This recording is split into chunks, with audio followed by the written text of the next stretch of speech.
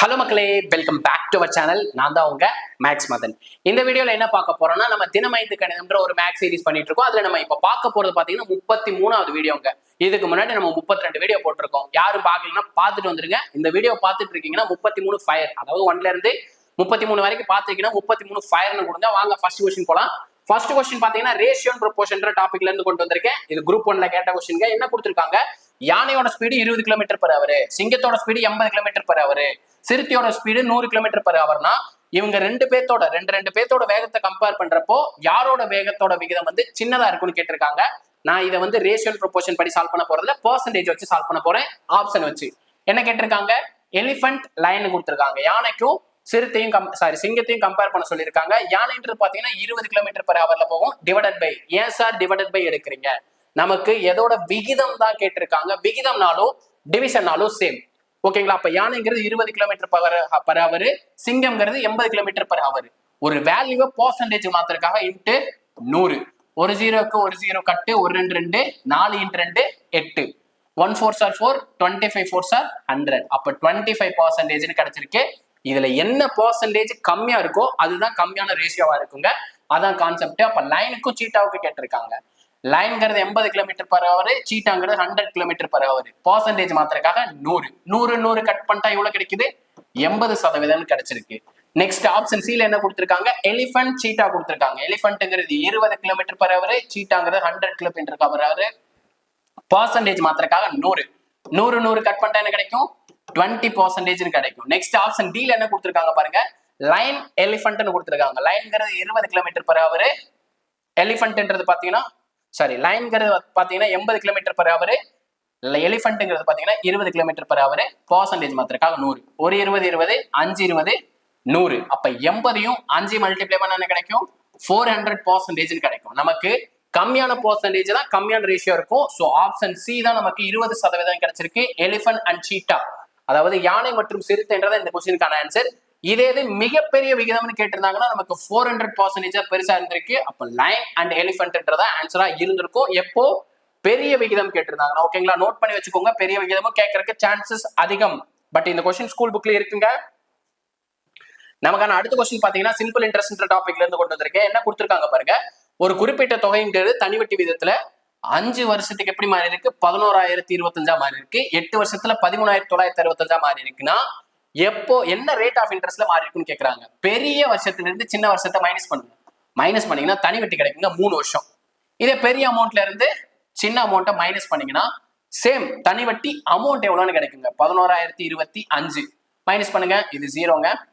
5 4 9 2, 2,945 3 வருஷத்துக்கான தனி வட்டி. நான் என்ன பண்ண போறேன்? ஒரு வருஷத்துக்கான தனி வட்டி கண்டுபிடிக்க போறேன். அப்ப என்ன பண்றேன்? ரெண்டு சைடு 3ஆல டிவைட் பண்ணிடுவேன். அப்ப 3 கட் பண்ண என்ன கிடைக்கும்? 1. 9 × 3 27, பேலன்ஸ் 2. சாரி, இங்க 0, ஏன்னா 5ல இருந்து 5 மைனஸ் பண்ண 0 தானே.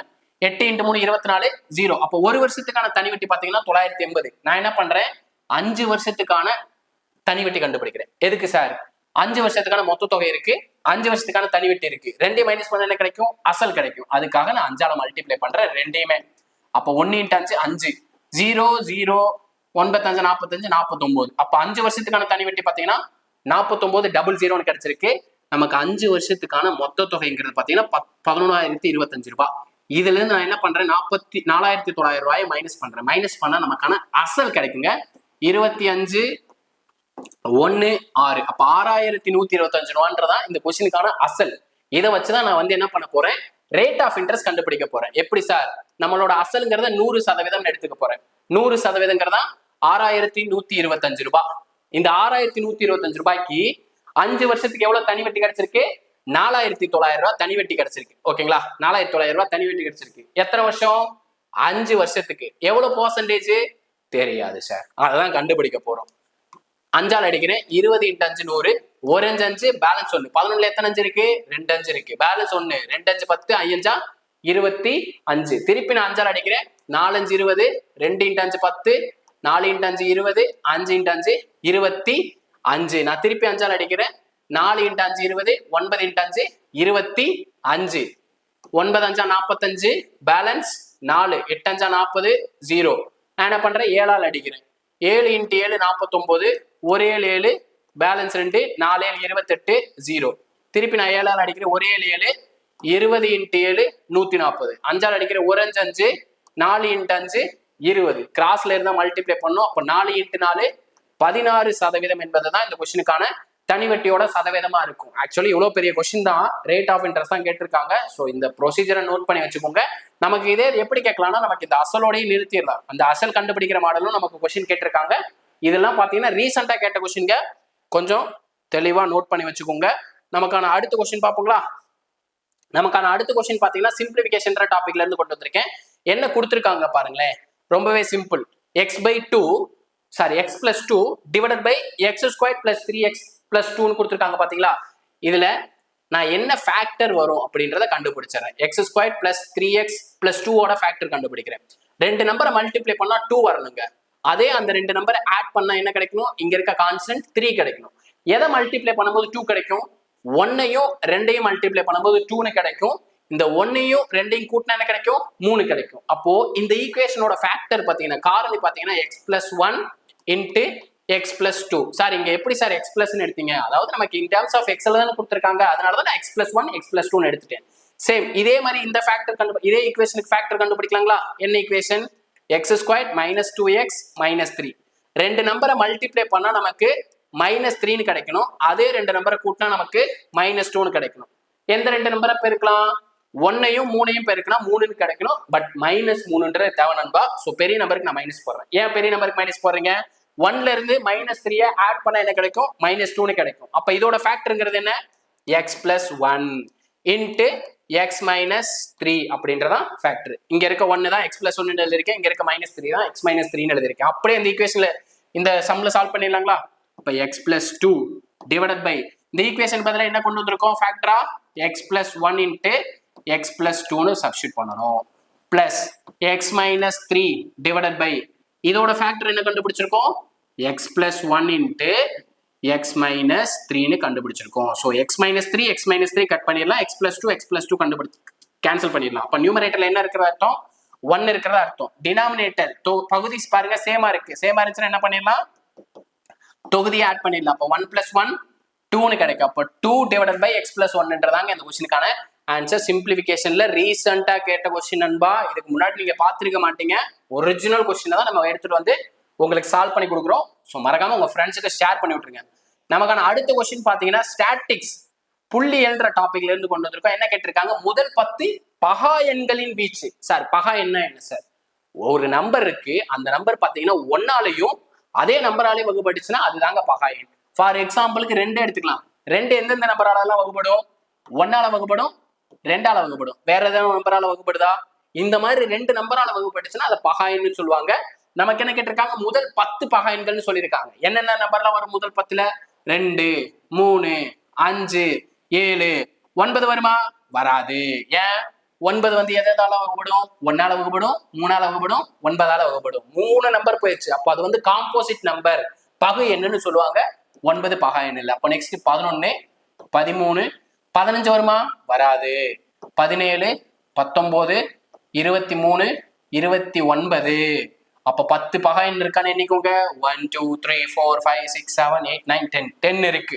எழுதியாச்சு சார். இப்ப எப்படி சார் ரேஞ்ச் கண்டுபிடிக்கிறது? வீச் எப்படி சார் கண்டுபிடிக்கிறதுனா, இந்த கடைசி நம்பர் இருக்கான் பாத்தீங்களா இவனையும், இந்த ஃபர்ஸ்ட் நம்பர் இருக்கான் பாத்தியா இவனையும் மைனஸ் பண்ணிட்டீங்கன்னா நமக்கு ரேஞ்சுங்க. 2 மைனஸ் பண்ணா வீச்சுன்றது என்னன்னு தெரிஞ்சிடும். 29ல இருந்து 2 மைனஸ் பண்ண என்ன கிடைக்கும்? 27ன்னு கிடைக்கும் நண்பா. அவ்வளவுதான் நண்பா ஆன்சரு. ரொம்ப சிம்பிள் தான். நமக்கான அடுத்த கொஸ்டின் பார்த்தலாம். லைக் பண்ணிட்டு கமெண்ட்ல பிளாக் கலர் ஆட்டோ மட்டும் தட்டி விட்டுருங்க நண்பா நண்பீஸ்.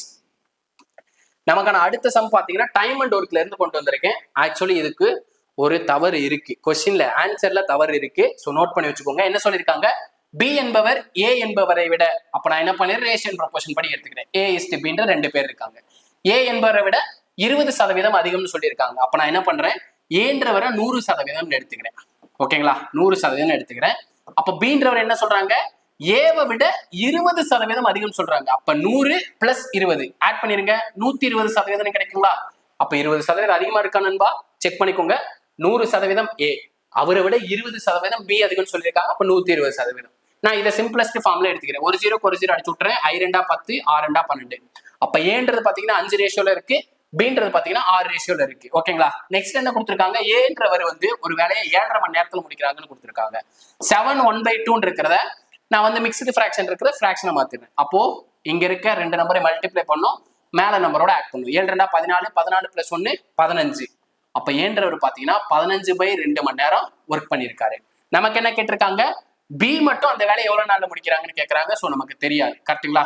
நம்ம டாபிக் என்ன டாபிக், ரேஷியோ ப்ரொபோர்ஷன். இதை வந்து ஆட்களா கன்சிடர் பண்ணிக்கோங்க. அப்ப ஆட்களையும் நாட்களையும் மல்டிப்ளை பண்ணணும். அதாவது MD = MD. அப்ப 5ஐயும் 15/2 மல்டிப்ளை பண்ணும்.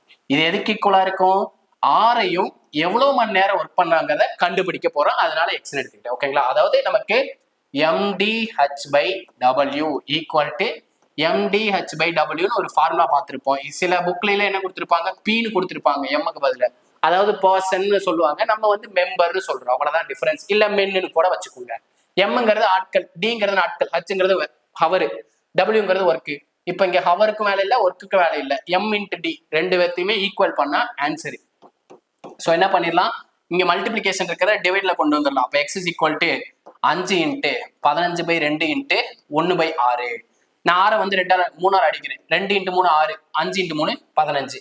அப்ப நியூமரேட்டர்ல என்ன இருக்கு, 5 × 5 இருக்கு. 5 5 மல்டிப்ளை பண்ணா 25. டினாமினேட்டர்ல 2 × 2 இருக்கு. 2 2 மல்டிப்ளை பண்ணா 4. அப்ப 25ல எத்தனை 4 சார் இருக்கு, 6 × 4 24. அப்ப 25ல 24 போச்சுன்னா பேலன்ஸ் என்ன, 1 இருக்குங்களா? அது அப்படியே நியூமரேட்டர்ல எழுதிருங்க. டினாமினேட்டர்ல என்ன சார் பண்ணணும்னா, நம்ம எந்த நம்பரால வகுத்துட்டு வரோமோ அதே நம்பரை டினாமினேட்டர்ல போடுங்க. அப்ப இந்த கொஸ்டினுக்கான ஆன்சர் பாத்தீங்கன்னா 6 1/4 ஹவர் என்பதுதான் சரியான விடை. 6 ஹவர்ங்கிறது இல்ல. சோ டிஎன்பிஎஸ்சி கொஸ்டின்லயே ஆன்சர் தப்பா இருக்கு. சோ இதை நோட் பண்ணி வச்சுக்கோங்க. 6 1/4 ஹவர் அப்படின்றத இந்த கொஸ்டினுக்கான ஆன்சர். ஓகேங்களா? அவ்வளவுதாங்க, இவ்வளவுதாங்க. ரொம்பவே சிம்பிளா தான் இருக்கு. ஓகேங்களா? இவ்வளவுதாங்க இன்னைக்கான 5 சம். ஓகேங்களா? ரொம்பவே ஈஸியான சம் தான். கொஞ்சம் டைம் எடுக்கிற மாதிரி இருக்கும் நண்பா, பட் விட்டுறாதீங்க. ஏன்னா இப்ப எல்லாம் ரீசெண்டா இப்படிதான் கேட்டுக்கிட்டு இருக்காங்க நண்பா. உங்க ஃப்ரெண்ட்ஸ் எல்லாருக்கும் ஷேர் பண்ண மறந்துடாதீங்க. ரீசெண்டா கேட்ட கொஸ்டின் தான் உங்களுக்காக டெய்லி எடுத்துட்டு வந்துட்டு இருக்கோம். இதே மாதிரி அடுத்த ஒரு பார்ட்டுடன் சந்திக்கிறேன். அதுவரை உங்களிடமிருந்து விடைபெறுவது நான் உங்கள் மேக்ஸ் மதன். தேங்க்யூ.